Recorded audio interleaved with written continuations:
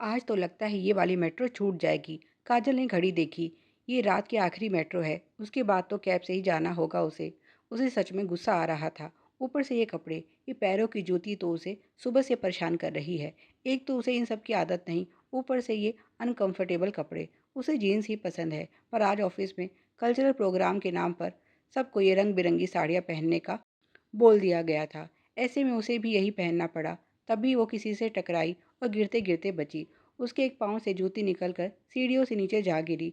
अब उसे लाने जाने का तो सवाल ही नहीं था, क्योंकि मेट्रो आ चुकी थी। वो ऐसे ही जल्दी से मेट्रो के अंदर दाखिल हो जाती है। उसे अब जाकर राहत मिलती है। सीट पर बैठने के बाद उसे ध्यान आता है कि अब वो कैसे घर जाएगी। लगता है उसे ऐसे ही जाना होगा, क्योंकि रात के इस समय उसे कहाँ कोई चप्पल वाला मिलेगा। उसे तो ठीक से उस इंसान का चेहरा भी याद नहीं जो उसे टकराया था। कुछ कहने सुनने का ही समय कहाँ था। अगर उसके साथ उलझती तो मेट्रो का छूटना तय था। उसने खुद को शांत किया और सोचने लगी, ये इतना भी बुरा नहीं है। कम से कम वो समय पर घर पहुंच जाएगी। वैसे ही बाहर बरसात हो रही है। ऐसे में उसे जूतियों में चलने में तकलीफ ही होती। अच्छा है जो एक हो गई। स्टेशन पर उतरकर उसने दूसरी जूती भी उतारकर हाथ में उठाई और ऐसे ही चल दी। अगले दिन फिर वही भागम भाग। वो जल्दी जल्दी सीढ़ियाँ चढ़ रही थी। इस बार उसके पैरों में जूते थे और साथ ही उसकी पसंदीदा जीन्स। उसकी चाल का आज कोई मुकाबला नहीं था। किसी ने उसे पीछे से पुकारा, मिस सुनिए।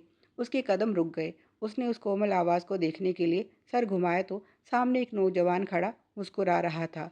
उसने कल के लिए माफ़ी मांगते हुए एक थैली उसकी ओर बढ़ाई। उसने खोल के देखा तो उसमें उसकी वही जूती और उसके साथ नई जूतियाँ भी थी। काजल बोली, ये दूसरी किस लिए? वो बोला, कल आपको मेरे कारण जो तकलीफ़ हुई उसके लिए मैं इतना तो कर ही सकता हूँ, लेकिन मुझे ये नहीं चाहिए। उसने कहा तो, पर वहाँ सुनने वाला कोई नहीं था। वो जा चुका था।